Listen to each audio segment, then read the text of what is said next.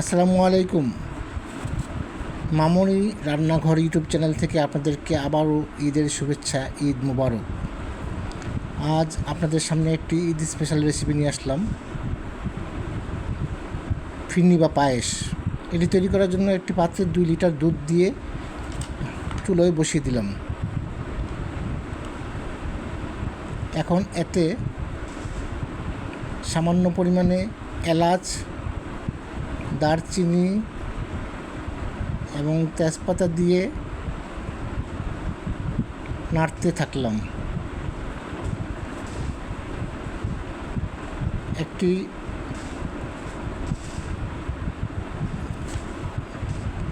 এক কাপ চাল ভালো করে ধুয়ে শিলপাটায় আলতো হাতে ভেঙে এই দুধের পাত্রে ঢেলে দেব।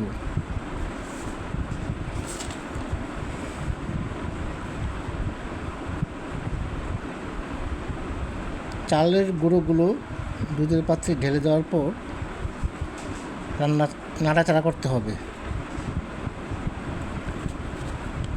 হ্যাঁ বন্ধুরা, এখন থেকে ঘরে বসেই তৈরি করে নিতে পারেন বিয়ের অনুষ্ঠানের বাবুর্চিদের মতো খুবই স্বাদে এবং সুঘ্রাণে ভরপুর পায়েস বা ফিরনির এই রেসিপিটি।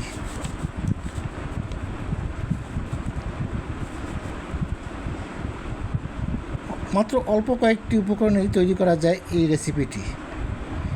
ঈদ পার্বণ কিংবা অতিথি আপ্যায়নেও হতে পারে একটি অন্যতম পরিবেশনা। নাড়াচাড়া করতে থাকা অবস্থায় দীর্ঘক্ষণ নাড়াচাড়া করতে থাকা অবস্থায় অল্প পরিমাণে 1 চিমটি পরিমাণে এতে লবণ দিয়ে দিলাম।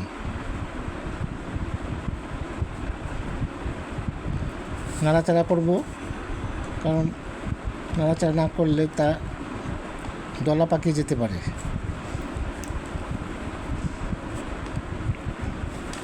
আমরা 80% সিদ্ধ হওয়ার পর, চাউলগুলো সিদ্ধ হওয়ার পর দুধের অংশ থেকে গরম মশলার উপকরণগুলো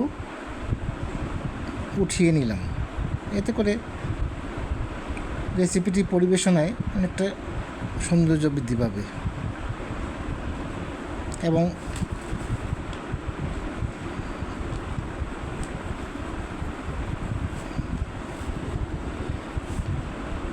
কিছুক্ষণ পর আমরা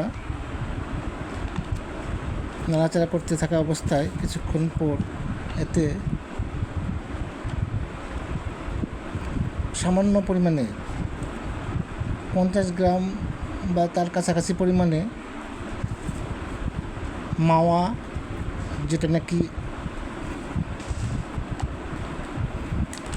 অরিজিনাল, সেটা ভেঙে গুঁড়ো করে পানিতে গুলিয়ে এই দুধের পাত্রে ঢেলে দিব।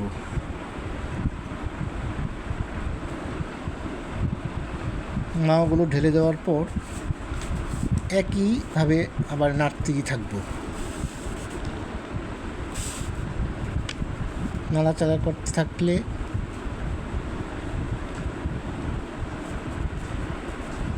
নাড়াচাড়া করতে থাকা অবস্থায় এখন আমরা 1 কাপ পরিমাণ কনডেন্স মিল্ক এতে ঢেলে দিব। হ্যাঁ বন্ধুরা, এই ফিরনি বা পায়েসের রেসিপিটি আমরা ইতিপূর্বে বেশ কয়েকবার করেছি এবং মানুষকে, অতিথিদের আপ্যায়ন করেছি। তারা খুবই প্রশংসা করেছে।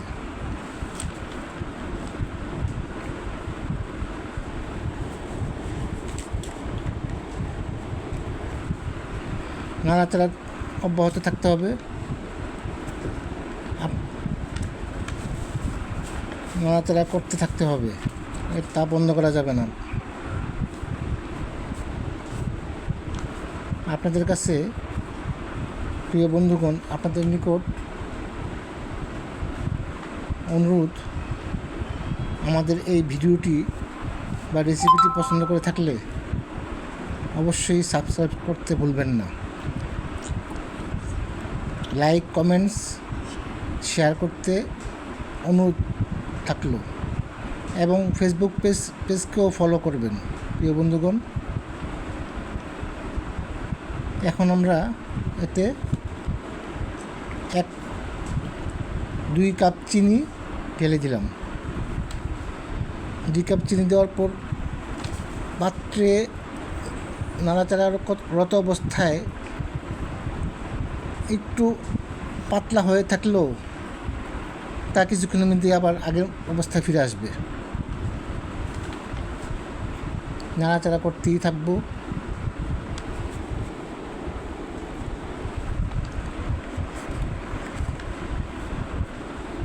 নাড়াচাড়া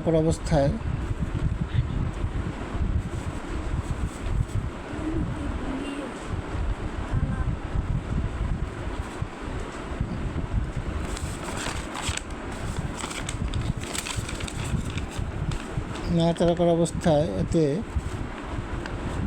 আমরা একটু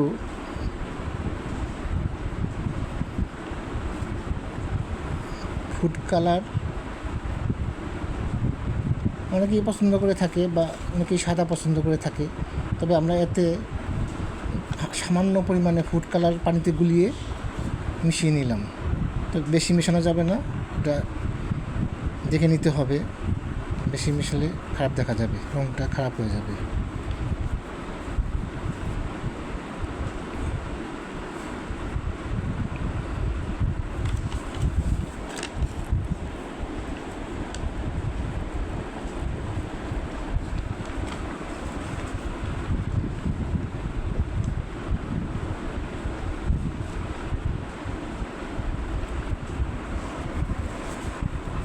এখন এতে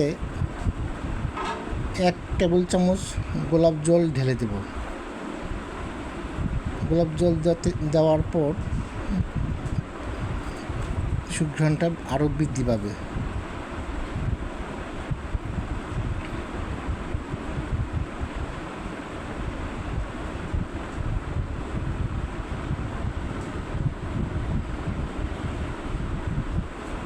নাড়াচাড়া করতে থাকবো। রঙে এবং ঘ্রাণে খুবই সুন্দর একটি রেসিপি তৈরি হয়ে গেল। তা এখন আমরা পরিবেশন করব।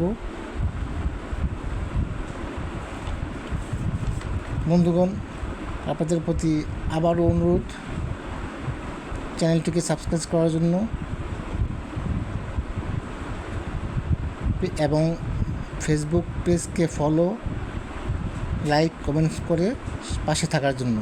এতে করে আমরা পরবর্তীতে আরও সুন্দর সুন্দর রেসিপি আপনাদেরকে উপহার দিতে পারব। ভালো থাকবেন। ধন্যবাদ। আসসালামু আলাইকুম।